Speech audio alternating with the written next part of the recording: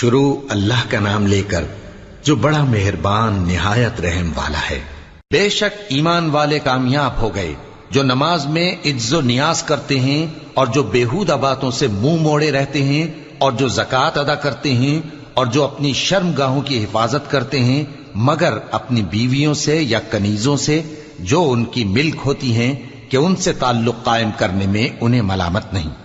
اور جو ان کے سوا اوروں کے طالب ہوں وہ اللہ کی مقرر کی ہوئی حد سے نکل جانے والے ہیں، اور جو امانتوں اور اقراروں کو ملحوظ رکھتے ہیں اور جو نمازوں کی پابندی کرتے ہیں یہی لوگ میراث حاصل کرنے والے ہیں، یعنی جنت الفردوس کے وارث بنیں گے،